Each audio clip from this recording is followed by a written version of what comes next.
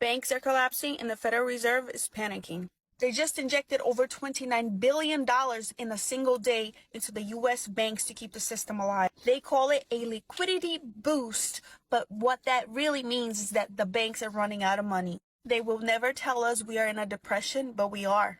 Costs keep rising, wages stay frozen, and the cost of living is crushing families. People can afford food, rent, or gas, but Wall Street gets bailed out again. The Fed keeps printing money to save the economy, but every dollar they print makes the ones we have worth less. Meanwhile, billionaires are buying farmland and taking total control over food supply. They're replacing naturally grown crops with genetically modified ones and pushing lab-grown meat on us. And the FDA has already approved it. Think about it. Approved cloned and lab-grown meat while family farmers go bankrupt. We are being told it's progress, but it's really dependence. They control what we eat and what we are allowed to buy. This isn't just economics, it's prophecy. Revelation 13 says, a time will come when we will not be able to buy or sell without the mark, which means complete control of commerce. They never say we are in a depression because that would admit the system is dying. So instead, they keep printing, keep distracting, and keep convincing us everything is fine. If you're paying attention, you can feel it. Something is breaking. The world's systems are falling apart exactly like Scripture said they would. There's hope. Jesus Christ is not in panic mode. We are the generation that are seeing these things, and God already gave us a way out. Money will fail, food will run short, and systems will collapse. But His kingdom never will.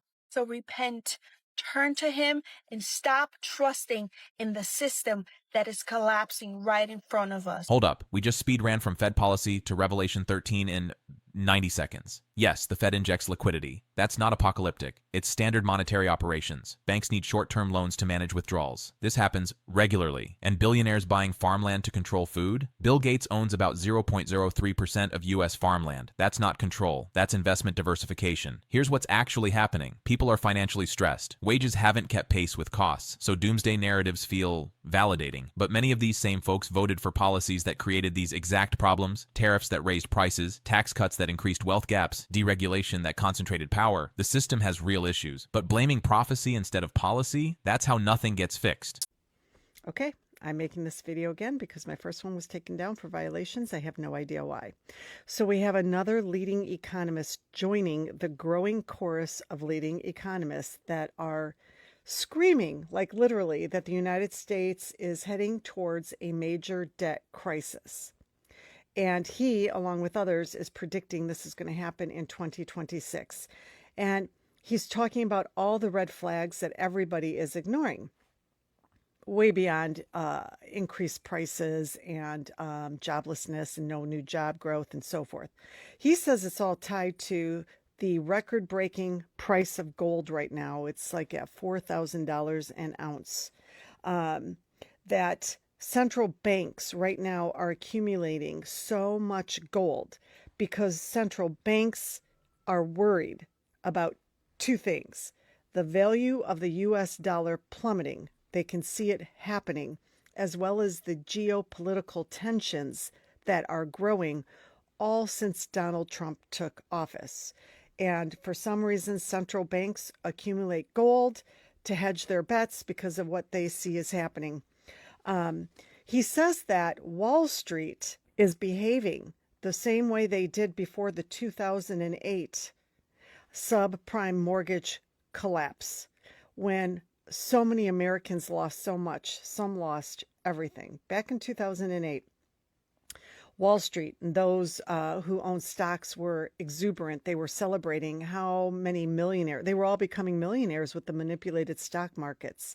And it's happening again now. And back then they ignored all the red flags and did not adjust accordingly. And he sees that happening right now the same. This economist isn't entirely wrong. Pre-2008 vibes exist. Irrational exuberance in certain sectors, over-leveraged positions, warning signs being ignored. But context matters. 2008 was systemic fraud. Banks packaging toxic mortgages, betting against their own clients, zero oversight. Today we have more regulation. Not perfect, but better. The current risk? Policy uncertainty. Threatening Fed independence creates volatility. Trade war rhetoric destabilizes markets. Mass deportation talk crashes labor projections. And that's why gold is spiking. Central banks aren't conspiring. They're hedging against unpredictability. Also, over 1 million jobs lost since January. That needs sourcing. If true, that's a policy-driven crisis happening in real time. Listen to economists, but focus on mechanics, not just fear. What are the actual structural risks? Where's the leverage? That's what matters. He said that this economic collapse that he and others are predicting is going to feel, the 2008 subprime mortgage collapse is going to feel like Sunday school compared to what's going to happen next. Now, I know a lot of things are looking bad. Prices are skyrocketing. Over 1 million people have lost their jobs since Trump took office. There's no real new job growth and so forth. But I really hope him taking a look at the price of gold and how much central banks are accumulating is just something he's just worried about, but that it doesn't actually happen. I mean, let's hope this doesn't happen. So there you go.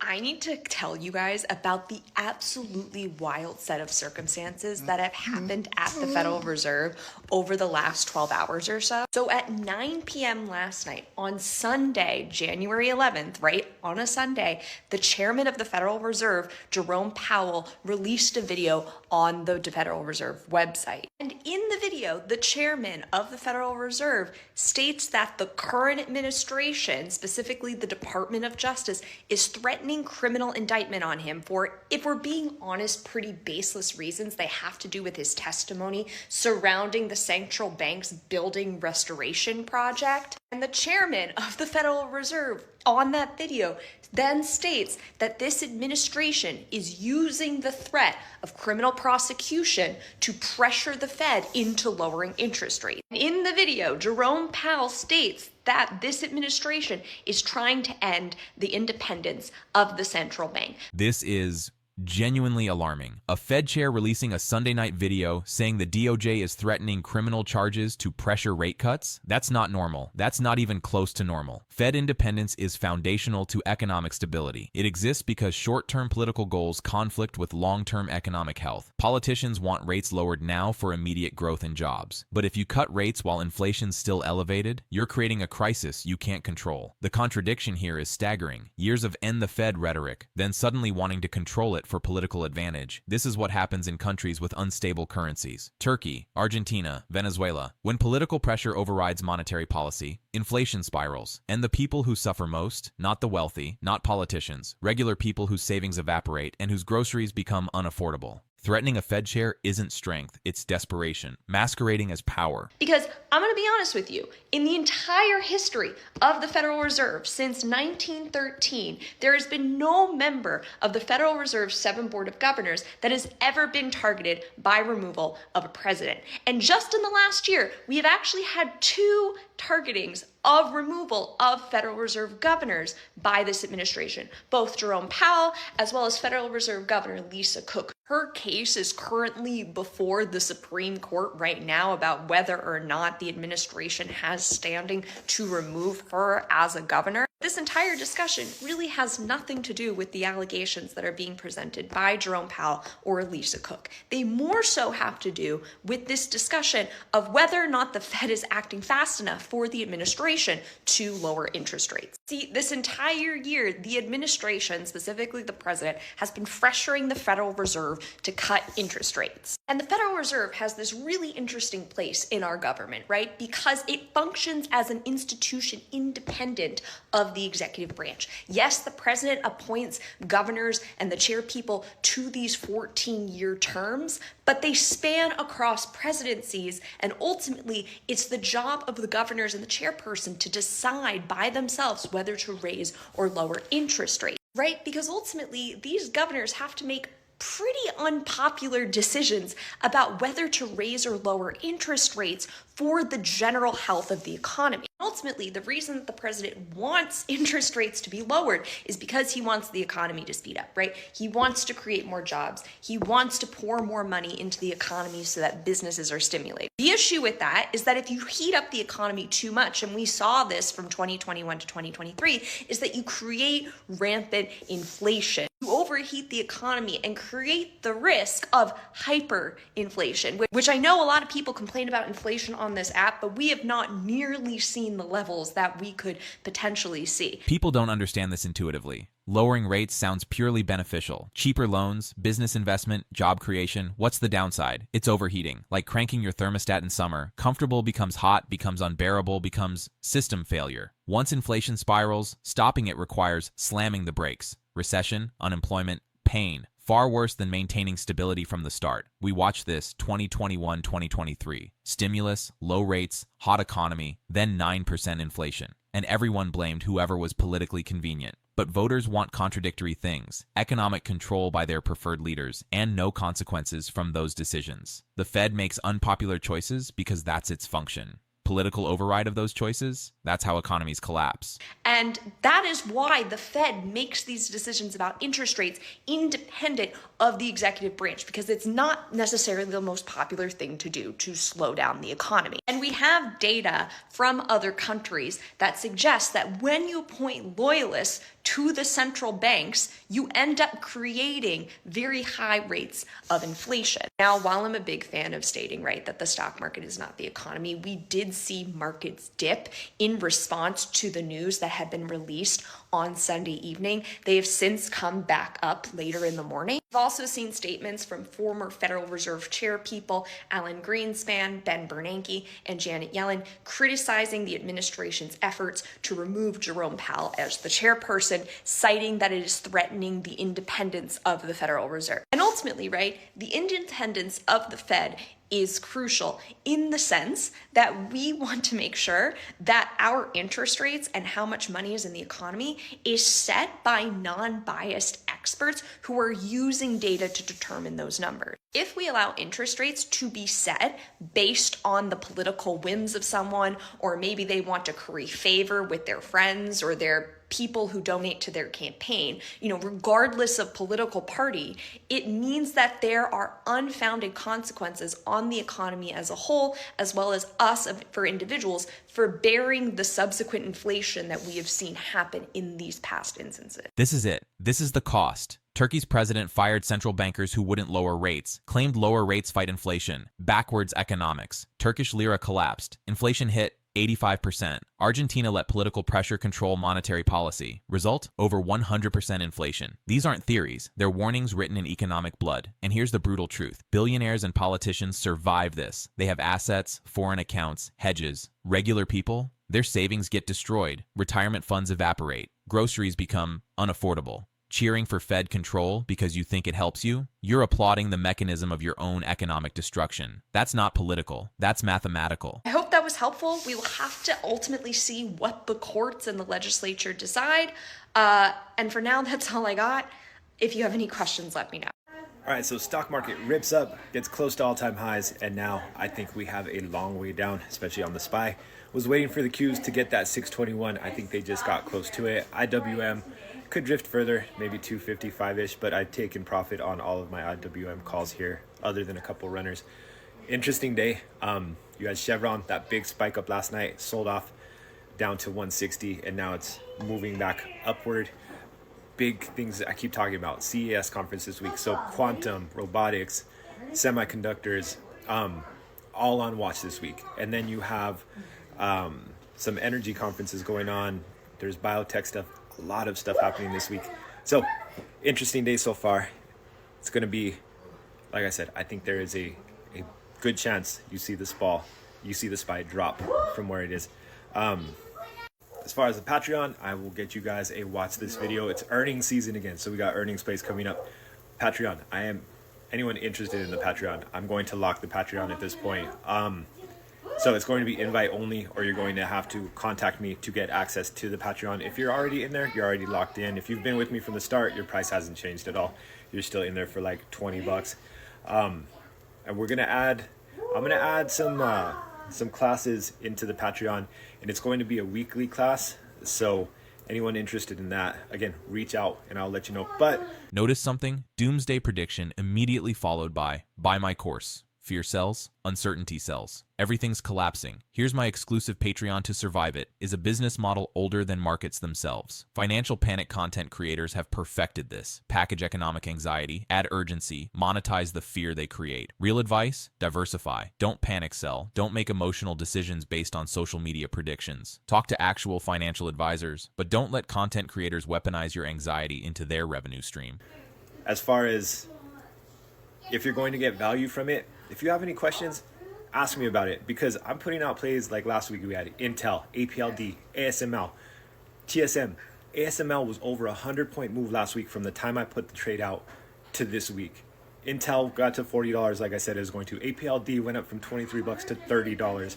TSM, $305 to $330. So if you're not getting value from that, I don't know what to do for you. If you're interested, let me know. Guys, enjoy your day. Don't do dumb shit. Love you. Bye. So there's a reason why gold prices are going up, and that's because the market is going to do something very ugly in about 12 to 18 months, kind of end of 26, middle of 2027. So why is that? What's actually happening behind the scenes is the billionaires are buying up the gold and becoming more liquid. They're getting rid of everything. Stock markets are at their peak. They are overpriced, they are overvalued, and they're too expensive. And that's why the big billionaires are now taking their money out, because this little program's happened before and it's about to repeat itself now. And the reason why they do this is because the sell to buy ratio is £9 to 1. They sell for £9 and they buy for £1. And people that have already leveraged against their investments are going to be forced to sell. And guess who's going to be waiting in the wing to buy up? The billionaires, because they positioned themselves well before, because they're the ones that drive this situation to happen.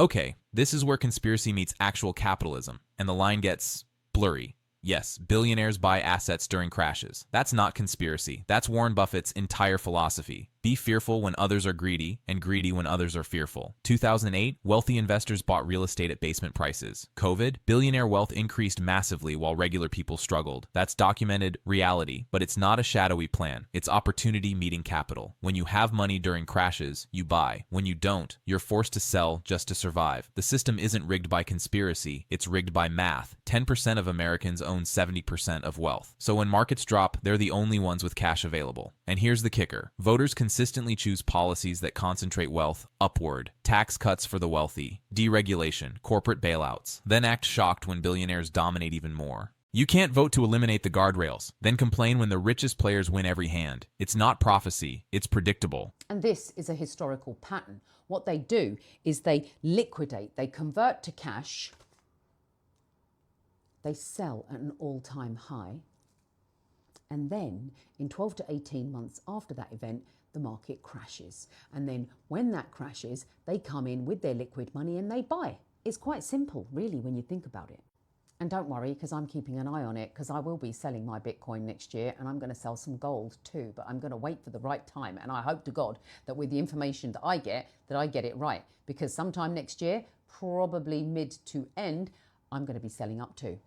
But I'm just a little nobody anyway, right? I don't know anything. I'm not a trader. I don't know. I just listen to things and I join the dots up and then I share it with you. So don't take this as guidance or advice. I'm just sharing information. I'm just a nobody, but I'll predict the entire market. Timing markets requires precision almost nobody achieves consistently. Most hedge funds don't beat the S&P 500 over 10 years. Should you understand cycles? Yes. Have a strategy? Absolutely. Avoid panic? Critical. But presenting speculation as certainty? Red flag. We're in a depression, but they won't admit it. We're not. Depression means sustained negative GDP, 25% unemployment, demand collapse. We have inequality, stagnation for many, but markets near highs, employment relatively stable, GDP growing slowly. That's not depression, that's wealth concentration, which is actually harder to fix. You can't stimulate away inequality. You need structural policy changes, tax reform, wage growth, housing policy, antitrust. But those require admitting the policies you supported created the problem, and that's uncomfortable. We are in a depression right now, but the only reason it's not called that is because the wealthy people are wealthier than they've ever been. It's not a depression for the rich people. The rich people are doing great. During the Great Depression, the average cost of a home was about $4,900, which today is equivalent to about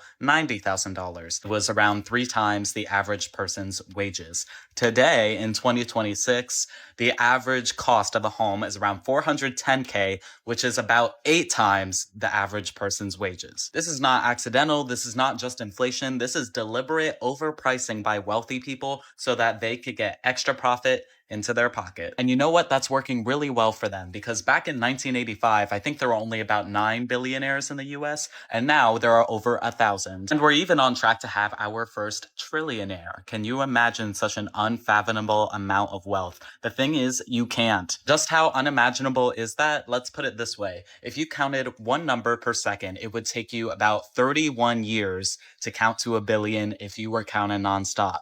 To count to a trillion, it would take you 31,000 years. Meanwhile, the average American makes $66K a year. 1 in 4 Americans are living paycheck to paycheck, and it costs about $159K a year to live comfortably. Believe me, we are in a depression, but it's not called that because we don't This stat should stop everyone. Cold. 31 years to a billion. 31,000 to a trillion. That's not wealth. That's civilization warping power. And we're approaching our first trillionaire while families live paycheck to paycheck. Housing costs 8x average wages now. During the Great Depression, 3x. We're literally more unaffordable than the worst economic crisis in modern history. This didn't happen accidentally. We voted for politicians who cut taxes on wealth, deregulated industries, let corporations turn housing into investment commodities. We believed trickle-down would work, that deregulation creates opportunity, that business leaders would fix things. Instead, the gap widened. Billionaires multiplied. Regular people got squeezed harder. The economy has real problems, but they're not prophetic. They're policy-driven. And until voters stop electing the architects of the problem, nothing changes. So here's what's real. Debt is high. Inequality is staggering. The Fed faces political pressure. Markets are volatile. But solutions aren't found in conspiracy theories or apocalyptic predictions. They're found in boring policy, tax reform, labor protections, affordable housing, antitrust enforcement, financial oversight, except that requires admitting the people in charge made things worse. And that's difficult. So instead, we get gold panic, Fed conspiracies, and they're controlling your food. Billionaires don't need to control your food. They already own the system that determines what you pay for it. Be informed. Be skeptical. Don't let fear drive decisions, financial or political, because the people selling panic, they're counting on your fear. Drop a comment. Are we heading for collapse, or is this fear-mongering? Hit like, share this with someone who needs perspective, and subscribe. The panic content isn't stopping, but we'll keep cutting through it. Stay sharp.